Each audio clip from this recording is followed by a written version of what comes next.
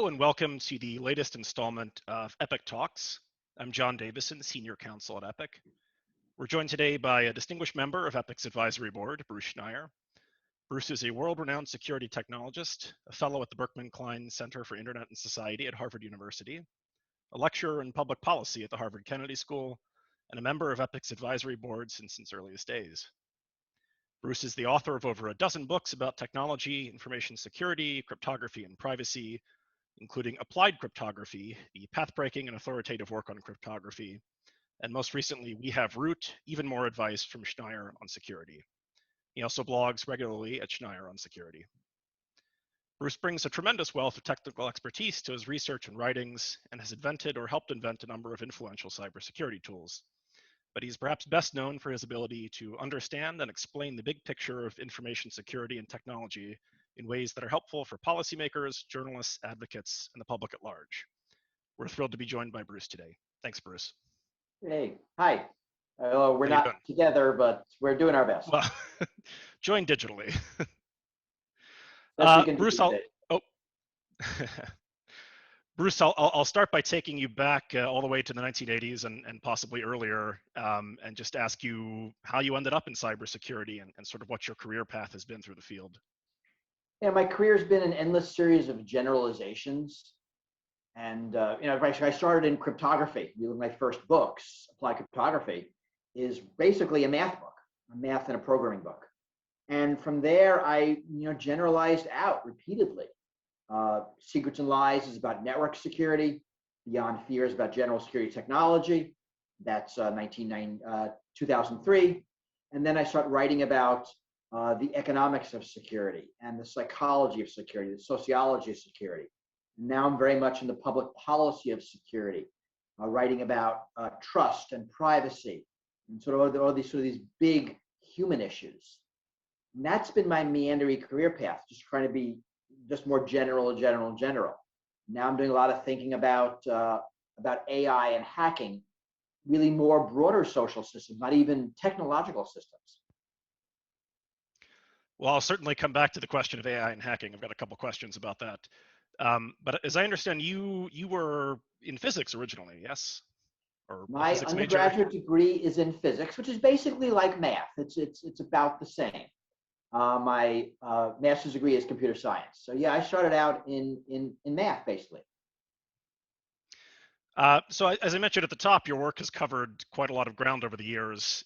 What projects or writings or accomplishments, looking back, are you proudest of? It's funny. You're always proudest of your most recent book. That's just the way it goes. But looking back over the decades now, it was then really early on, 1993 and 95, when I'm writing Applied Cryptography, first, second edition, recognizing that there are policy implications, that it's not just math. And those are very much the early years of Epic, and before that, CPSR, which that Mark and others branched off from Epic, realizing that things like the Clipper chip, which is during the Clinton administration, have very strong policy implications. You can't just do the math. So I think that thread through my work is something I'm most proud of. That I always recognize that the tech and policy went hand in hand. So when you step back and consider the evolution over the past 40 years of cybersecurity and digital privacy and digital rights, are you surprised, pleased, disappointed? What's your sort of temperature on that? It's interesting. I think we got a lot wrong. You'll go back to John Perry Barlow's Declaration of Independence of Cyberspace. There was more a belief that the tech could protect us. That we knew that it wasn't just the math, that it had to be the computers as well, but there was this belief that the technology of computer information tech is fundamentally decentralizing, that it empowers everybody. And it does, and we got that right, but it also powers the already powerful. And while the disempowered, the disorganized, were quicker to use technologies, and you could go to some of the color revolutions and some examples of sort of young digital activists running rings around governments. Well, they were quicker, governments were stronger. So when governments started figuring out how to leverage tech, they just had more raw power to amplify. And I think this battle between the quick versus the strong is something we miss completely. And whether we're talking the strong in terms of governments or corporate monopolies, that the ability for existing power to leverage digital power is truly impressive.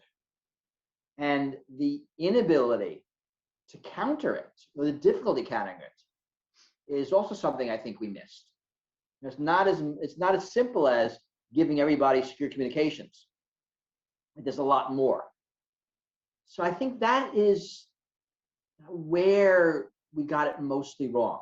Because now we're living in a world where pretty much all tech is dominated by a few monopolies, and governments are increasingly totalitarian about the way they're using tech. Either like marginally, countries like the United States and the UK, or extremely, countries like China and Russia. And I think that is something we just didn't see coming in the way it did. You read our writings from the 90s.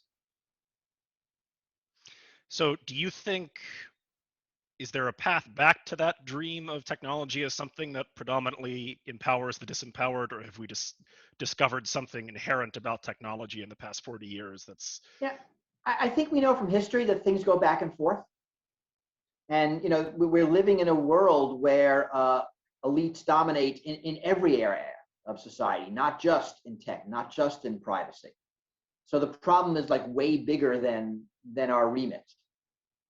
So I definitely is a way back, but I think it goes back and forth, maybe over a couple of generations. That you will get centralization, then decentralization, then there'll be natural centralization. We have the forced decentralization again.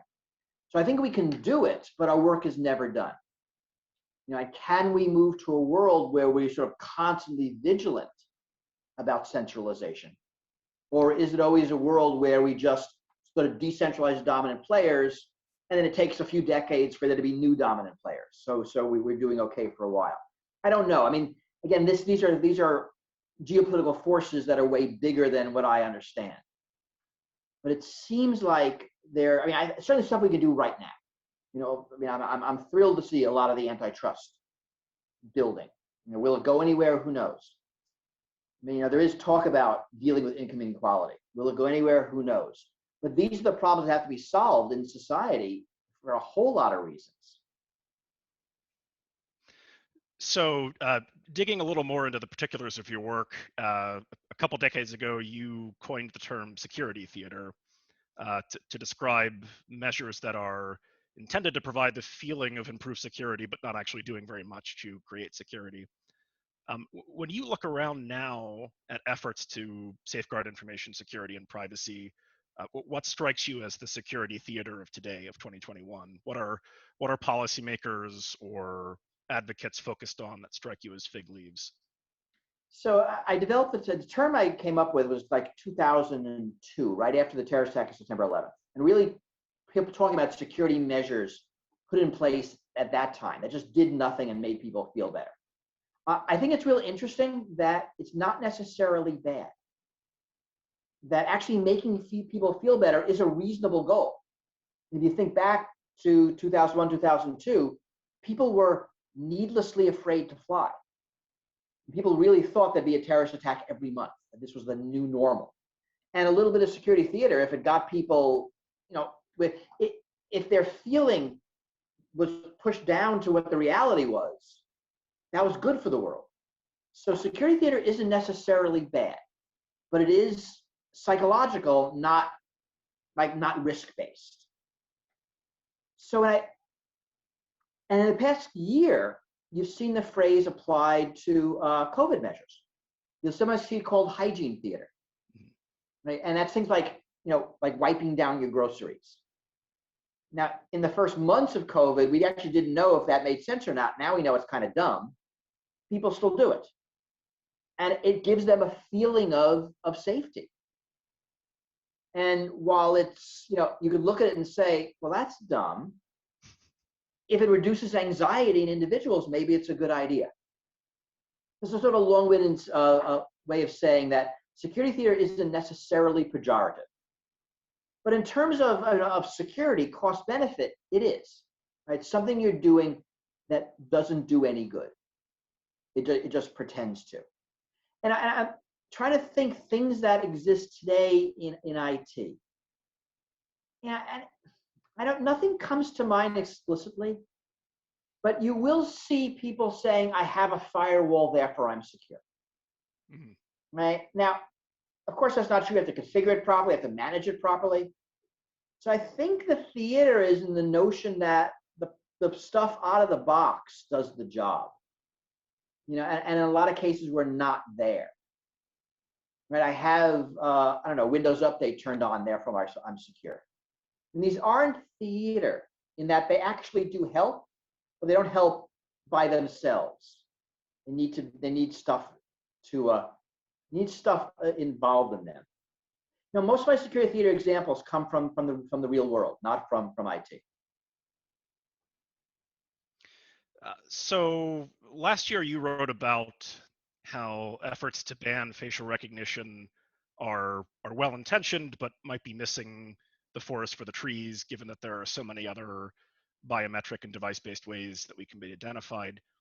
Could you talk a little more about that and what you think organizations like Epic could do differently to address this concern? Yeah, so face recognition, I think, is something that is visceral. Right? Is we see the cameras, we get what it means to have our face recognized, so we react. But it really is just one of many technologies. So maybe this is a bit of theater, right? We ban face recognition, and people are going to use, your gait or a retinal scan at distance, or the Mac ID that's emanated from your phone constantly, or things on your computer, right? Any one of many technologies to identify you. To me, the real issue is being identified without your knowledge and consent. How it's done is a matter of trading one tech off the other. The real issue is identification. Actually, there are 3 steps that make this a problem. Identification by some means without your knowledge and consent, and then correlation, right? Your identity is now correlated with other data about you. So maybe you walk into a store and it's your spending habits. How good a customer are you? Maybe you walking down the street and it's information in the police database. How much of a threat are you? I mean, any number of ways you could be data about you can be attached to who you are, discriminated against. Some decision is made about how to treat you. You are treated differently in the store, whether you're a good customer or a bad customer. Right? You are treated differently by the police. So it's identification, correlation, discrimination. And that's the chain. And we object to the entire chain. But the pipeline into that chain is identification. And I don't want to see face recognition banned and everything else allowed, because we've gotten nowhere. I'd rather see campaigns that look at this whole notion of being identified surreptitiously and whether that's okay and compatible with a free society. Now, that being said, some good wins in the policy area are great. So I like seeing face recognition bans. I'm not against them. I just know it's not going to be enough. All the companies that do license plate scanning, they're not going to be deterred. Right. So a couple of years ago, I did a book review for Epic of Richard Clarke's book, The Fifth Domain, which laid out what I thought was actually a fairly optimistic view of the future of cybersecurity, and had argued that it's, at least at the time, it was getting harder to find and exploit vulnerabilities in new systems. But as we look around in the news today, we are seeing quite a lot of coverage of sophisticated. Yeah, I didn't believe him back then either. Okay, that's my question. Yeah, so what? I guess, what do you think of that thesis, and if you find yourself being optimistic about the future of cybersecurity, or pessimistic, or neither, or both? Yeah, I tend to be long-term pessimistic, long-term optimistic, short-term pessimist. Now, I mean, we know vulnerabilities are easy to find, that they're not becoming harder to find. I mean, we just but last weekend, the Revil group used a found zero day in a supply chain product to downstream attack 1,500 customers, and it's easy to find vulnerabilities. They tend to be shallow, and some of this is the fact that there's so many more interdependencies, so much more complexity, so much more software, that even if vulnerabilities are less likely per line of code, there are so many more lines of code that we're losing ground even as we get better. Right? Complexity is increasing faster than our knowledge of how to secure it. And we are improving. I mean, there's no doubt about that, but I think we're losing ground as we improve. And I think that's going to continue. We really don't have good answers. The long-term optimism, I think that AIs will get good at vulnerability finding. And so AIs are already finding vulnerabilities in software. It's the sort of thing you can imagine AIs being good at, right? It's pattern matching. It's looking through millions and hundreds of millions of lines of code. It's finding new things, finding old things. They're okay, and they'll improve every year. Now, that has an obvious boon for the attacker, right? Finding vulnerabilities, but it also benefits the defender. And the defender can run these tools on its software before it releases it to the public. Right? So you can imagine that vulnerability finding tools are now standard in the development process. They're built into the compilers, and they're finding all the vulnerabilities before a piece of software is released. Right? It's not inconceivable that there could be a time when we're all saying, wow, remember back in the early 2000s when there were vulnerabilities in software? That was a crazy time, right? Before all the AIs came and fixed them. Now, that's far future. It's not unreasonable. But the intermediate stage is going to be really scary because there's all the legacy code, all the existing code, all the code that can't be patched, that those tools will be finding vulnerabilities for the attackers. So short term, I think it's still going to be advantage attacker. But long term, maybe our lifetime long term, maybe after, I think it's advantage defender. So this is a broad question and could probably fill books and has, but what are your high level thoughts on U.S. policy around cybersecurity and what it's done well and what it needs to do, or if there is anything it can do to mitigate the attacker advantage that you're describing? I mean, U.S. policy has always been a tension between attack and defend. I mean, law enforcement wants to attack, right? They want backdoors in phones and systems so they can get at encrypted data if they need to solve a crime. The NSA, wants to get at data that terrorists, other countries have. At the same time, our data is pretty valuable and we want to secure it. So there's always been this tension. And largely the offense is won. Things are more exploitable than they are secure. And when there are policy debates in the US, it seems like the attackers win. And I think that's a huge mistake.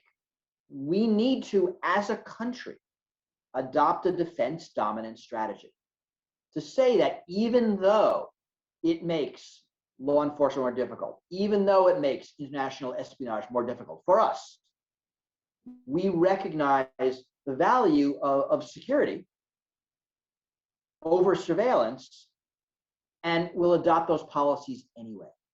And I think this becomes much more, it's critical now, even with communications technologies, right? As long as there's a smartphone in the pocket of every single elected official and CEO and police officer and judge and nuclear power plant operator and election official, right? They must be secure as possible, even at the expense of our intelligence gathering capabilities. But as you move to the Internet of Things, right, as you move to things that can affect the world in a direct physical manner, right, things that could hurt you if they go bad, cars, right, planes, drones, medical devices, it's even more critical to adopt a defense dominant strategy. So that's what I would like to see us do, to make the deliberate choice to prioritize defense in every aspect of computer and network internet security, even though there will be some agencies in the US that won't like that. We have to say too bad, right? It is too important not to secure this stuff.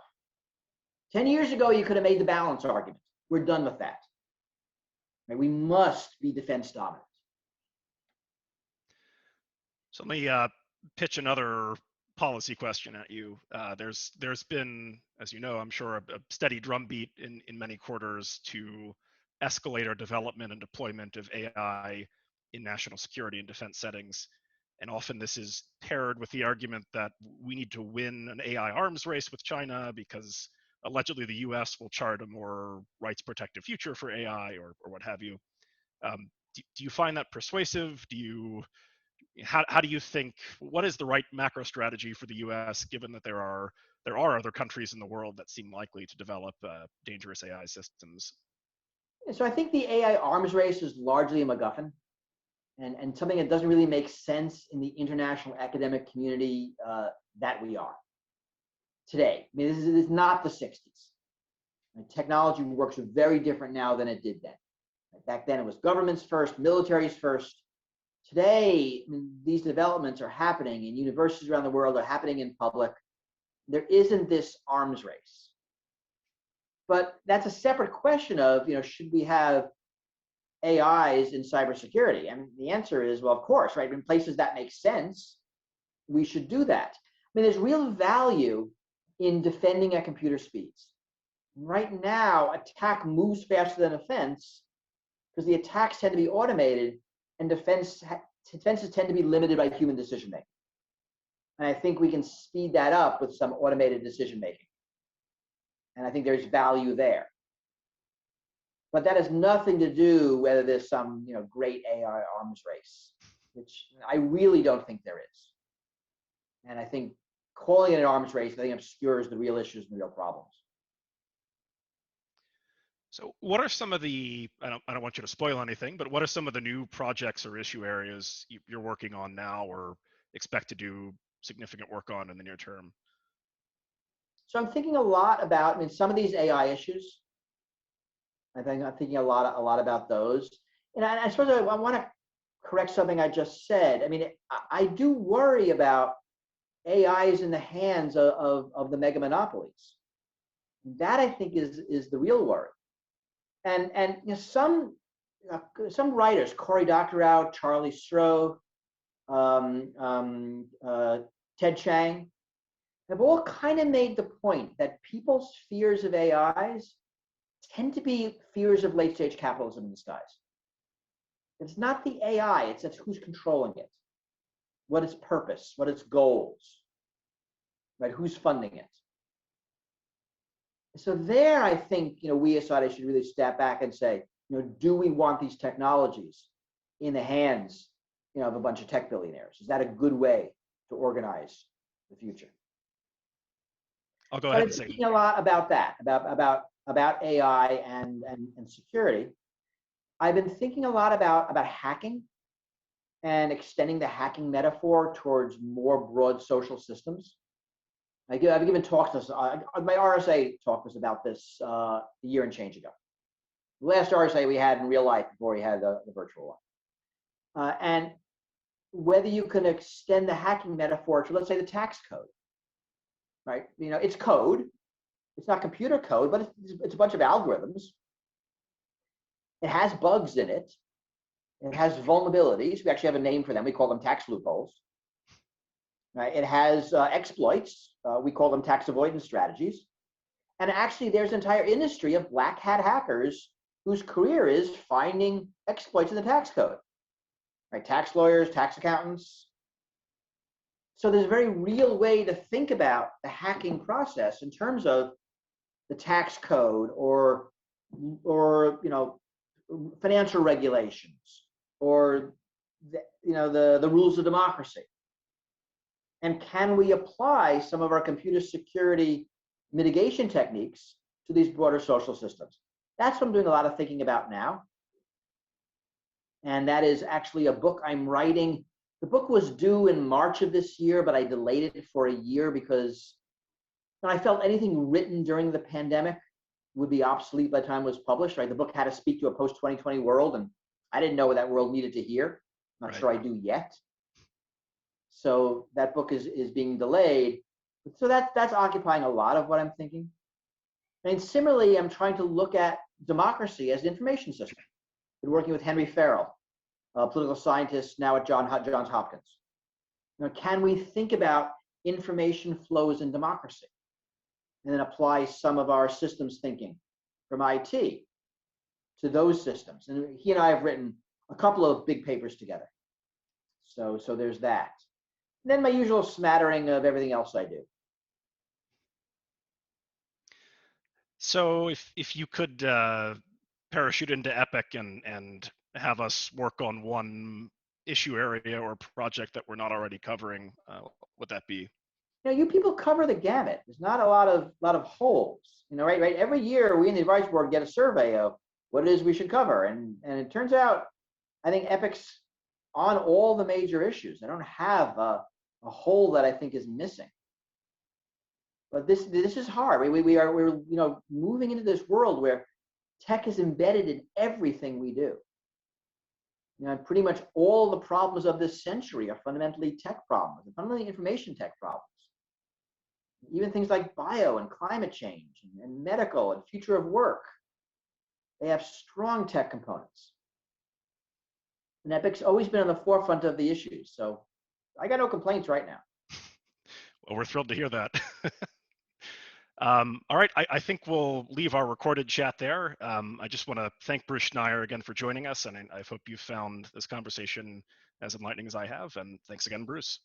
Thank you all.